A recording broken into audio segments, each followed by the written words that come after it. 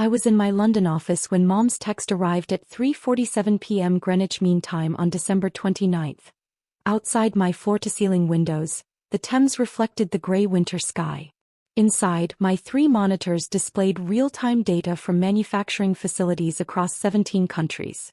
The text was long. Mom had clearly labored over it. Sweetheart, about New Year's Eve at Uncle Richard's estate. He's invited some very successful people, venture capitalists, hedge fund managers, a few billionaires from his yacht club. It's going to be quite formal and very high level. I think you'd feel uncomfortable. Maybe skip this one? We can have lunch just us in January. Love you. Heartsuit. I read it twice. Then I set my phone down and returned to the supply chain optimization report I'd been reviewing. Indonesia facility efficiency was up 23% quarter-over-quarter. Excellent. My assistant James knocked on my door. Ms. Chin? The Automotive Week interview is in 10 minutes. They're set up in the conference room. Thank you, James. Also, can you confirm my New Year's Day schedule? I'm flying back to Seattle tonight. You're scheduled to land at Seattle-Tacoma at 11:47 p.m. local time on the 31st. Car service arranged. You have New Year's Day off. Your first day off in 47 days, I might add. Perfect. I didn't respond to Mom's text. My family has always been impressed by the wrong things.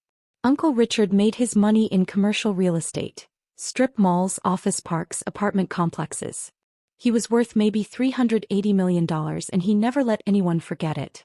His house was a 12,000 square foot monstrosity in Bellevue with a 6-car garage showcasing vehicles he barely drove. His 3 children, my cousins Trevor, Vanessa and Blake, had grown up with trust funds and private school and summer homes in Aspen. Mom and Dad were comfortable but not wealthy. Dad was a civil engineer. Mom was a high school guidance counselor. They'd given my brother Jason and me a good middle-class upbringing in a nice Seattle suburb. But Uncle Richard's wealth created a gravitational pull in the family. Every holiday at his estate. Every major celebration at his yacht club. Every conversation somehow circling back to Richard's latest acquisition or investment. Jason fit right in. He went into tech sales, made good money, bought a Tesla, wore expensive suits, talked confidently about market trends he barely understood. Uncle Richard loved him. That's a young man with ambition, he'd say, clapping Jason on the shoulder. I was different. I was quiet. I studied engineering at University of Washington instead of business at an Ivy League school. After graduation, I took a job at a small automotive parts manufacturer in Kent that no one had heard of. Annual salary, $54,000. Engineering. Uncle Richard had said when I told him, "That's technical work. Don't you want to do something more strategic?" "I like solving problems," I said. "Well, there's certainly problems to solve in manufacturing." He'd smiled in that pitying way people do when they think you're wasting your potential. Just don't get stuck on the factory floor your whole career. For the next 12 years I was the family afterthought.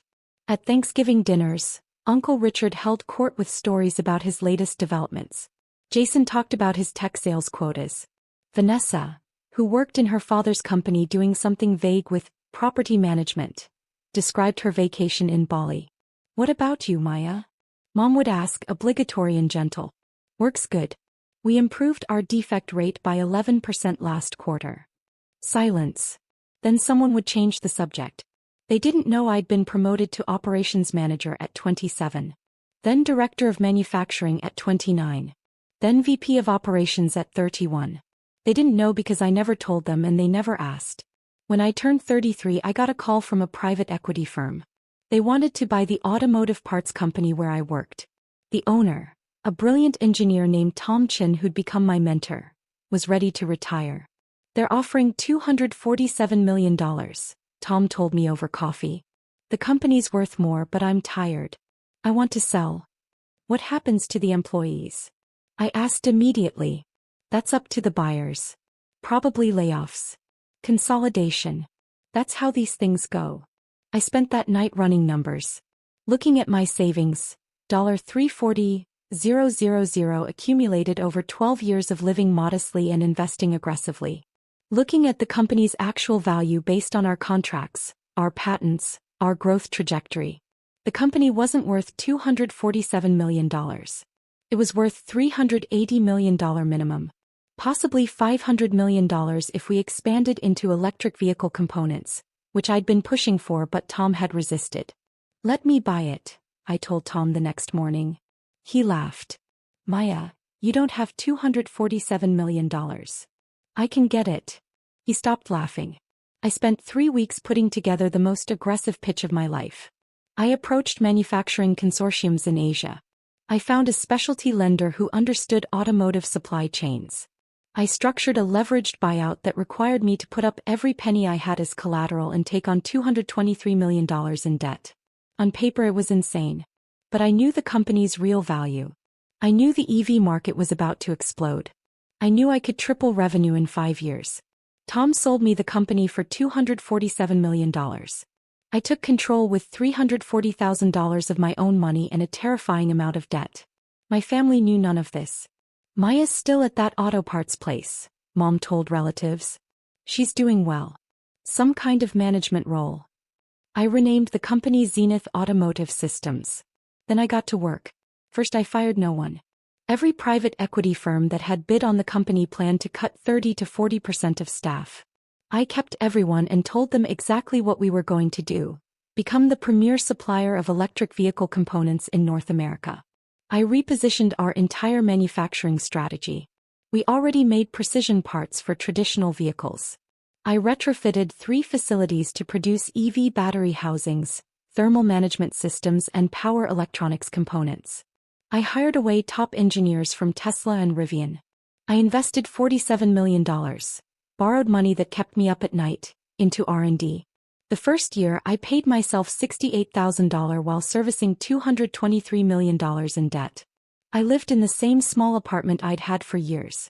I drove a 10-year-old Honda. My family assumed I was still just an employee. Year 2 we landed our first major EV contract. $89 million over 3 years with a new electric truck manufacturer. Revenue jumped 34%. I started paying down debt ahead of schedule. Year 3 Ford became a client. Then 3 Chinese EV companies expanding into North America. Revenue $347 million. Company valuation $680 million. My equity 73%. I paid myself $120,000. Still lived in the same apartment. Still drove the Honda. Year 4 we acquired 2 smaller competitors. Now we had facilities in 7 states plus Mexico. Revenue $624 million. Valuation $1.2 billion. My equity stake worth approximately $876 million. I bought a modest house in Madison Park. Nice but not ostentatious. 3 bedrooms, 2,400 square feet, water view. $1.8 million. I paid cash to avoid a mortgage but told my family I was renting. Year 5 we went public. The IPO priced at $34 per share, valuing Zenith Automotive at $2.8 billion. My stake, 51.7%, worth $1.447 billion after dilution. Forbes called it the quietest billionaire-making IPO of the decade. Bloomberg added me to their billionaire index at #1-247. I was 38 years old.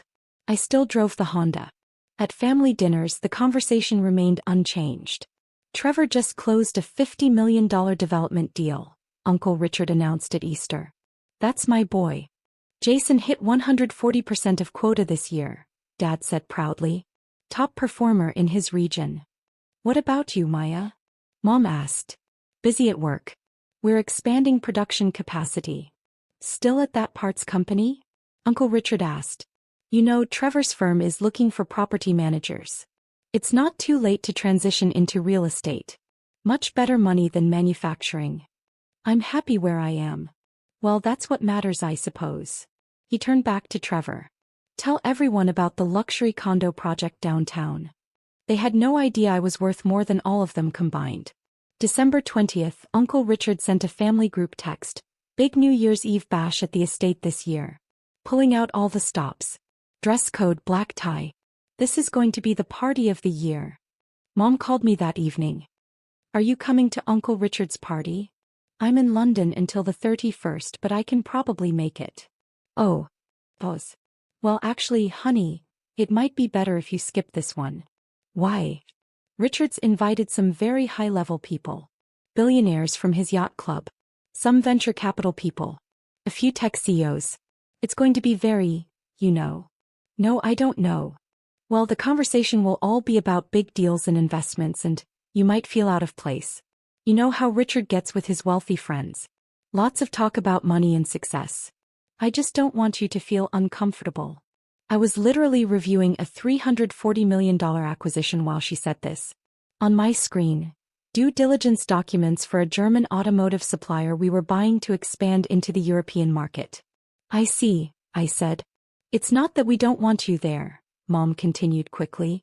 It's just, Jason will be there with his new girlfriend who works in venture capital. Trevor and Vanessa will have their successful friends. Blake just got promoted to partner at his law firm. Everyone will be talking about money and deals and, you know, your work is important, but it's just different from what these people do. Different. You work so hard, honey. You're so good at what you do. But this crowd, they're just on a different level financially. I don't want you to spend New Year's Eve feeling less than. Why don't we do lunch on January 2nd instead? Just you and me. I looked at my Bloomberg terminal. Zenith Automotive stock had closed at $67.34. Up 3.2% on news of our German acquisition. My net worth had increased by $43 million that day. Sure, Mom. Let's do lunch. Oh good. I'm so glad you understand, sweetie. After we hung up, I sat in my London office for a long time, looking at the city lights reflecting off the Thames. Then I called James. Change of plans. I want to arrive in Seattle by 6 p.m. on December 31st, not midnight. And I need a car service to take me to an address in Bellevue that evening. New Year's Eve plans, Miss Chin? Something like that. I knew something my family didn't know. Bloomberg's Billionaire Index updates in real time, but they publish a comprehensive year-end rankings update at exactly midnight GMT on January 1st, which was 4 p.m. Pacific Time on December 31st. The update includes detailed profiles of new billionaires, significant wealth changes, and a searchable database. It gets picked up by every major business news outlet within minutes. This year's update would be particularly interesting because my wealth had increased dramatically in Q4. The German acquisition, a major new contract with Volkswagen, and strong stock performance had pushed my net worth from $1.447 billion to $2.13 billion. Bloomberg had contacted me in November for comment. I'd given them a brief statement and a professional photo. They'd mentioned the update would go live on New Year's Eve. I'd said nothing to my family. I landed in Seattle at 5:47 p.m. on December 31st. My driver, a professional from the service I used for business travel, took me directly to Uncle Richard's estate in Bellevue. I was wearing what I always wore. Simple black dress, minimal jewelry, low heels. My only concession to black tie was that the dress was designer. Armani. $3,400. But it looked like something I could have bought at Nordstrom for $400. I arrived at 7:23 p.m. The circular driveway was packed with luxury vehicles. Bentleys. Rolls-Royce. Multiple Ferraris. A Lamborghini. I asked my driver to park my car on the street. The house was lit up like a palace. Through the windows I could see at least 100 people in formal wear, champagne glasses glittering under crystal chandeliers. I walked up to the front door and rang the bell. Uncle Richard's assistant. Yes, he had an assistant. Opened the door. Name. Waya Chin. She checked her tablet, frowned. I don't see you on the guest list. I'm Richard's niece. Oh. Her expression shifted to confusion. Let me check with Mr. Chin. She disappeared. I stood in the doorway watching the party inside. I recognized a few faces from business news. The CEO of a major tech company. A prominent venture capitalist. Several people whose names appeared regularly in Forbes. Uncle Richard appeared, slightly flushed, champagne glass in hand. Waya, what are you doing here? Coming to your New Year's Eve party. I thought your mother said. We weren't expecting you. I was in the neighborhood. I stepped inside. Should I leave? No. Oh, of course not. It's just, this is a very high-level crowd. You might not have much in common with. I'll manage, I said, walking past him into the foyer. The party was exactly as pretentious as I'd expected. Groups of people in $1,000 outfits discussing their vacation homes and investment portfolios. Someone was talking about their new Gulfstream.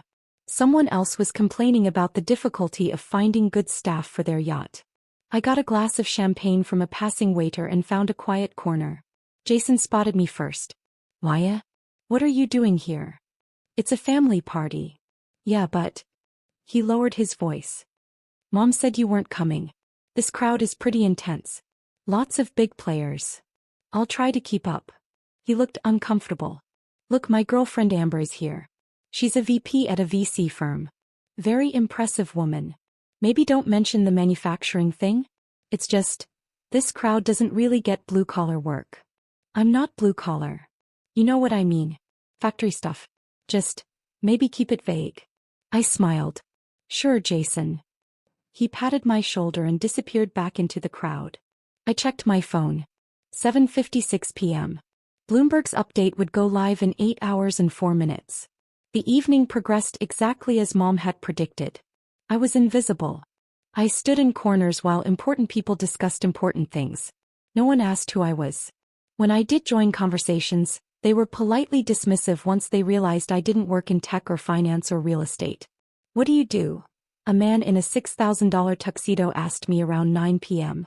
I run an automotive supply company. Oh, like a parts supplier. Yes. That's interesting. He turned to someone else. Did you hear about the new EV startup that just raised $400 million? I sipped my champagne and said nothing. At 10:30 p.m., Uncle Richard gathered everyone for a toast. He was in his element, important people in his house, everyone's attention on him. I want to thank you all for being here tonight, he said, raising his glass. This room is full of the most successful people I know. Entrepreneurs, investors, industry leaders, people who've built empires and changed the world. Here's to another year of success. Everyone cheered. I noticed Mom in the corner looking pleased. Jason was next to his VC girlfriend, chest puffed out. Trevor, Vanessa, and Blake were soaking up reflected glory from their father's important friends. No one looked at me. At 11:45 p.m., I moved closer to the big screen TV in Uncle Richard's living room. He had it tuned to CNN's New Year's Eve coverage, though most people were ignoring it. I checked my phone again. 11:47 p.m. Pacific. Bloomberg's update had gone live 13 minutes ago. I opened the Bloomberg website on my phone. There it was, Bloomberg Billionaires Index, 2025 year-end update. I clicked through to the searchable database and typed my name. Number 847, Maya Chin, net worth, $2.13 billion. Source, Automotive Manufacturing, residence, Seattle, Washington, age 38. The profile included details about Zenith Automotive's public offering, our revenue growth, my 51.7% ownership stake, and our recent German acquisition. There was the professional photo I'd provided, me in my office, Seattle skyline behind me. I took a screenshot and waited. 11:52 p.m. People were starting to gather around the TV for the countdown. Uncle Richard was holding court, arm around a hedge fund manager, explaining his latest real estate play. 11:56 p.m. Trevor walked past me to get another champagne bottle. He didn't acknowledge me. 11:58 p.m. I noticed Amber, Jason's girlfriend, looking at her phone with a strange expression. She was a VP at a venture capital firm. She probably had Bloomberg alerts. 11:59 p.m.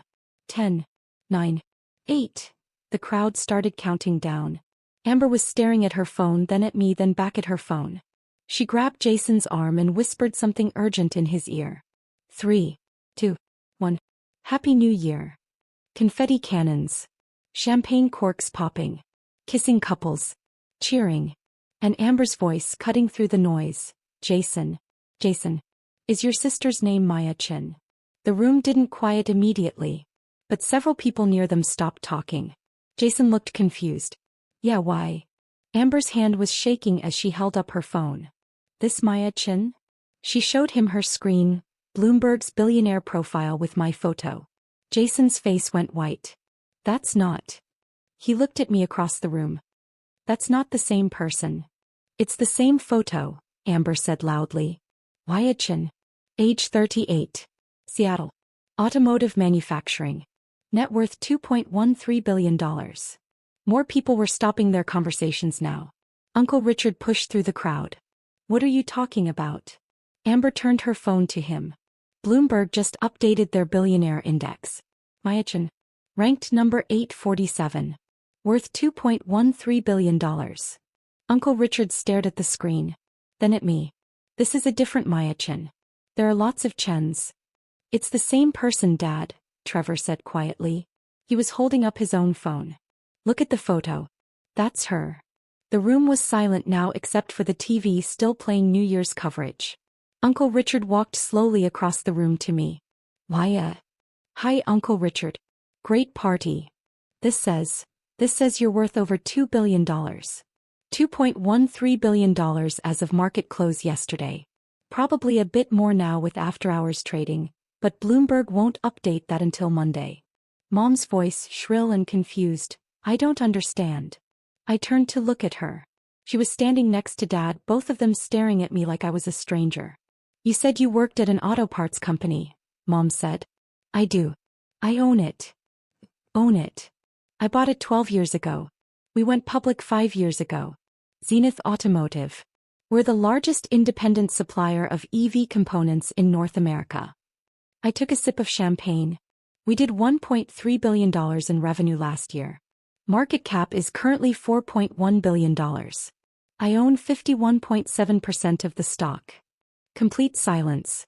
Then Vanessa's voice, angry. You've been lying to us? I haven't lied about anything. You never asked. You let us think you were just an employee. You assumed I was just an employee. There's a difference. I looked around the room. I told you I worked in manufacturing. That I was expanding production capacity. That we were growing. Everything I said was true. You just never cared enough to ask for details. Jason stepped forward. Why wouldn't you tell us? Would it have mattered? I asked simply. When's the last time anyone in this family asked me about my work? Really asked? Not just, how's the job, as a formality before changing the subject. No one answered. I'll tell you when, I continued. Never. Because to you manufacturing isn't impressive. Engineering isn't strategic. Building things with your hands isn't worth discussing when we can talk about real estate deals and tech sales and venture capital. Uncle Richard's face was red. That's not fair. Isn't it? I looked directly at him. You told me not to get stuck on the factory floor. You suggested I transition into property management because there's better money there. Do you even know what Zenith Automotive does? What we manufacture? He said nothing. We make the thermal management systems for 40% of electric vehicles produced in North America. We hold 37 patents. We employ 4,600 people across 11 facilities. I've acquired 6 smaller companies in the last 3 years. We're expanding into Europe and Asia. I paused. And yes, Uncle Richard, there is better money in it than property management. Considerably better. The hedge fund manager Uncle Richard had been talking to earlier stepped forward, hand extended. Miss Chin, I'm David Rothstein. Rothstein Capital. I've been trying to get a meeting with you for 6 months. I shook his hand. Mr. Rothstein. Your team contacted us about the German acquisition. We went with Deutsche Bank instead, but I appreciated the pitch. Yes. He looked stunned. I had no idea you were Richard's niece. Why would you? I smiled. It's not relevant to business. A woman in a stunning red dress approached. I recognized her, CEO of a major tech company, worth about $800 million herself. Zenith Automotive. You're the one who locked in the Volkswagen contract. We signed a 7-year $940 million deal last quarter, yes. My company uses your power electronics components in our delivery vehicles. Outstanding quality. She raised her glass to me. You've built something remarkable. Thank you. Uncle Richard looked like he might faint. You're worth more than me. Quite a bit more, actually. Mom sat down heavily on a couch. I told you not to come because you'd feel out of place with billionaires. I know, Mom. You are a billionaire. Yes. Since when? Since the IPO 5 years ago. I've been hovering between $1.40 and $2.2 billion depending on stock performance. Dad finally spoke, his voice quiet. Why didn't you tell us? I looked at him for a long moment. Would you have believed me? Or would you have thought I was exaggerating? Making myself sound more important than I was. I set down my champagne glass. You've spent my entire adult life being more impressed by Jason's sales quotas than by anything I've accomplished. You've spent every family gathering celebrating Uncle Richard's strip malls and Trevor's mediocre property development projects. You've never once asked me to explain what I actually do. Not once. That's not true, Mom started. Mom, you told me not to come tonight because I'd feel uncomfortable around successful people. I let that sink in. I spent the evening being ignored by people who would have killed for an introduction if they'd known who I was. I watched Uncle Richard brag about his real estate portfolio to a room full of people, half of whom are worth more than him. I listened to Trevor talk about his $50 million development deal like it was a major accomplishment. I paused. I acquired a company for $340 million last month. It barely made the news because it's just normal business for us now. Trevor's face was scarlet.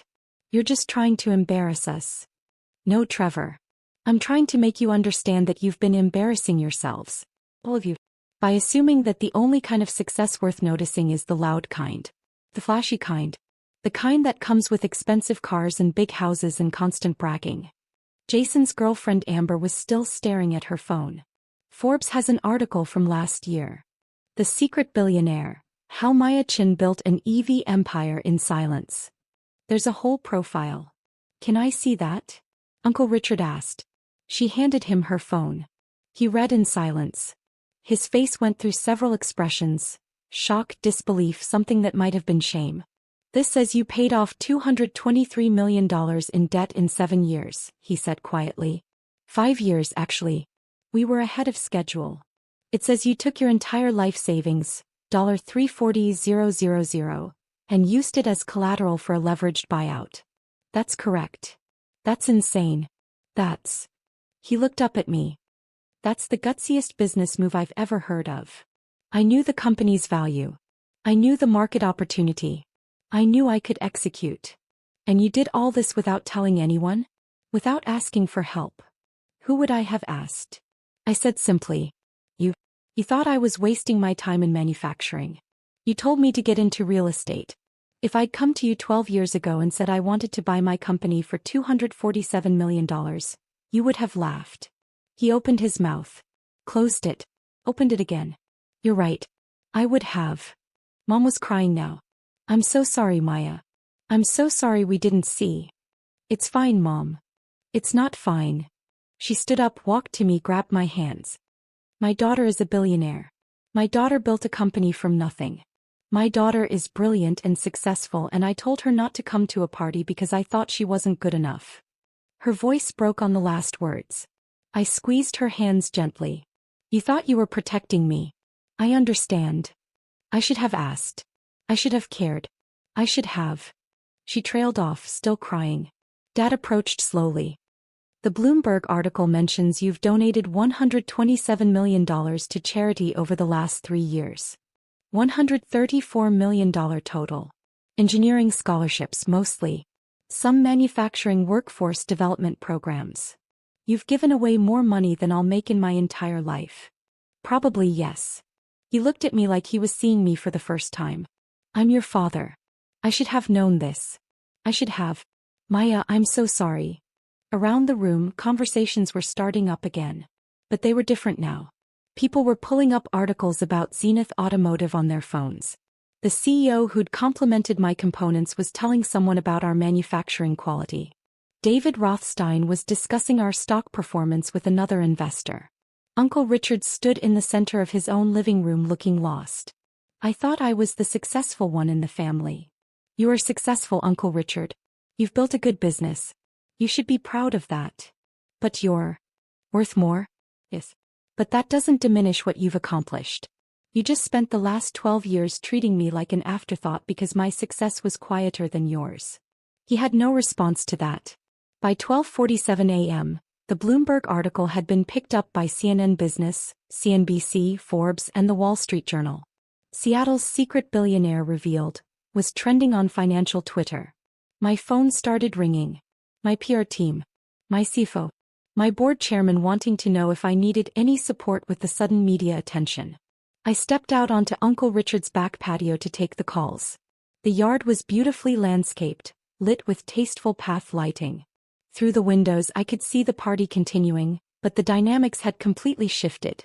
People kept glancing at me, whispering. Several guests had asked Jason and Trevor for introductions. When I came back inside at 1:15 a.m., a small group had formed around Mom and Dad.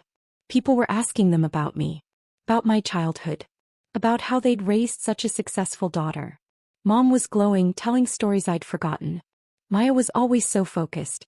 Even as a little girl, she'd spend hours taking apart machines to see how they worked. Jason approached me carefully. Amber wants to apologize for not recognizing you earlier. There's nothing to apologize for. She didn't know. She feels terrible. Her firm tried to get a meeting with you last year for that Series C funding round for the battery startup. I remember. We passed. Their technology wasn't differentiated enough. They went bankrupt 6 months later. I know. He stared at me. You're really good at this, aren't you? At what? Business. Building things. You're not just lucky. You're genuinely brilliant at what you do. I work hard. I understand the industry.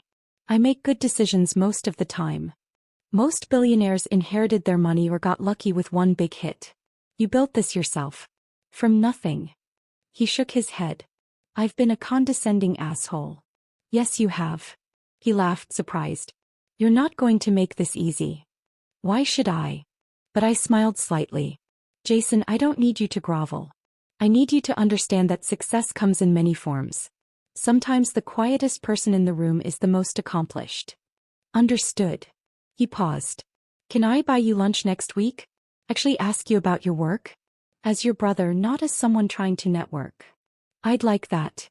I left Uncle Richard's party at 2:30 a.m. As I walked out, at least 15 people asked for my contact information.